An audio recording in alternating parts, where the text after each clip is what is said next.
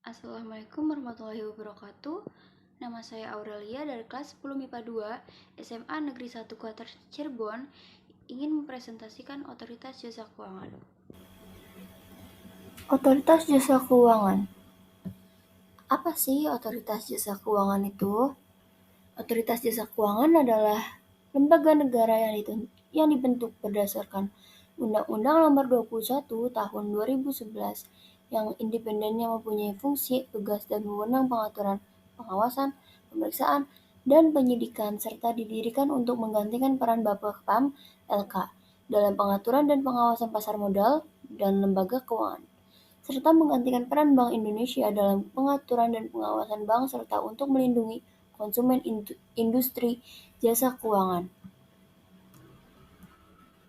Yang pertama, tujuan Otoritas Jasa Keuangan.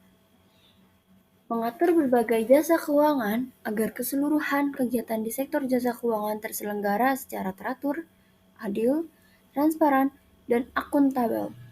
Yang kedua, mewujudkan sistem keuangan, mampu merealisasikan keuangan yang tumbuh secara berkelanjutan, agar masyarakat tidak mengalami kerugian. Yang ketiga, melindungi konsumen dan masyarakat, mampu melindungi kepentingan masyarakat maupun konsumen.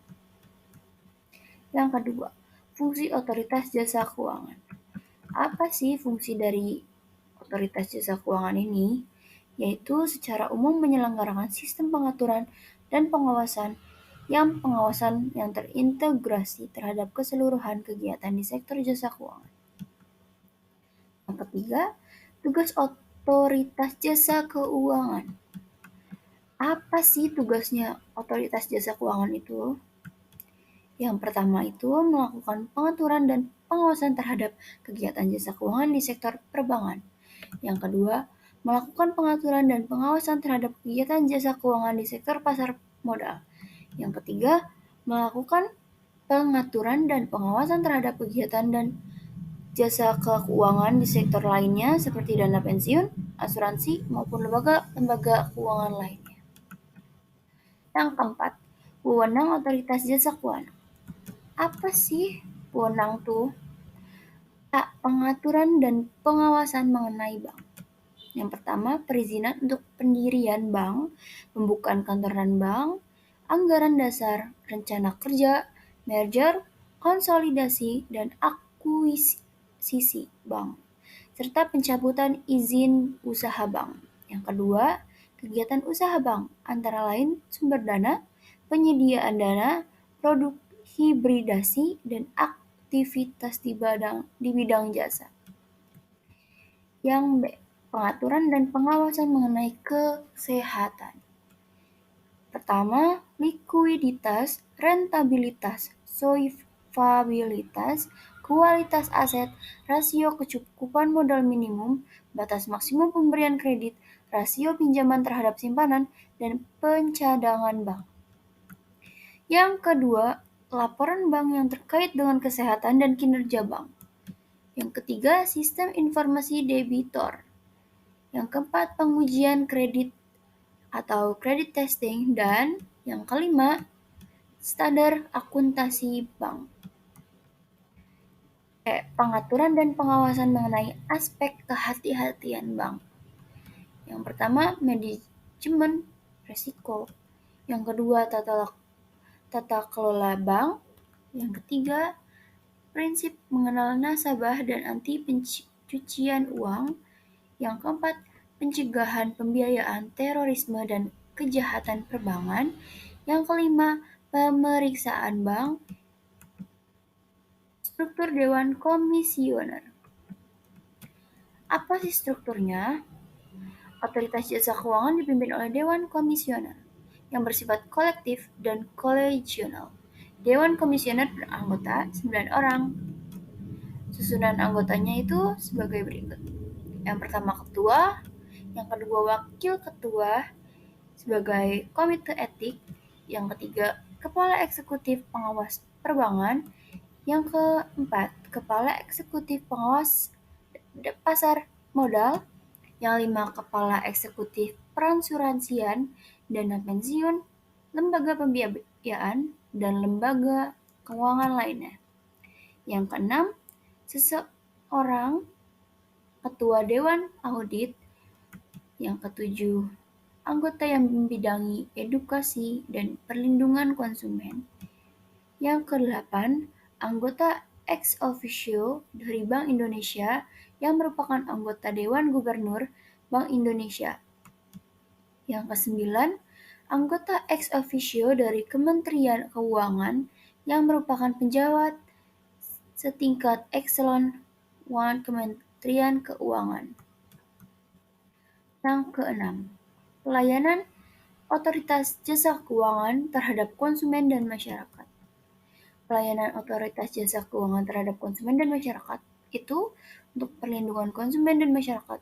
Otoritas Jasa Keuangan berwenang melakukan tindakan pencegahan kerugian konsumen masyarakat, yaitu memberikan informasi dan edukasi kepada masyarakat atas karakteristik sektor jasa keuangan, layanan, dan produknya.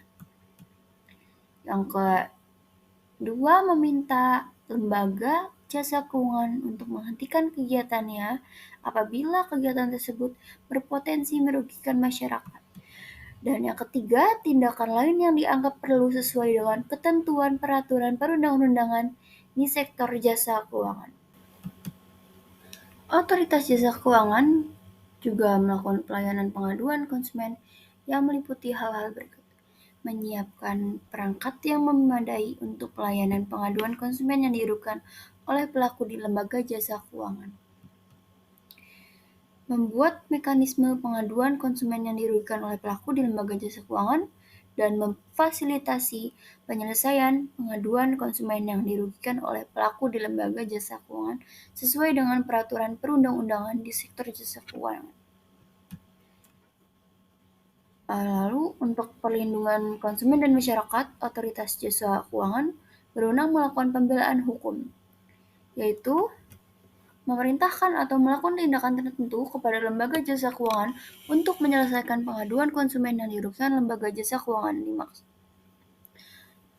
Mengajukan gugatan. Yang pertama, untuk memperoleh kembali harta kekayaan milik pihak yang dirugikan dari pihak yang menyebabkan kerugian, baik yang berada di bawah penguasaan pihak yang menyebabkan kerugian dimaksud maupun di bawah penguasaan pihak lain dengan itikat tidak baik dan atau untuk memperoleh ganti rugi pihak yang menyebabkan kerugian pada konsumen dan atau lembaga jasa keuangan sebagai akibat dari pelanggaran atas peraturan perundang-undangan di sektor jasa keuangan.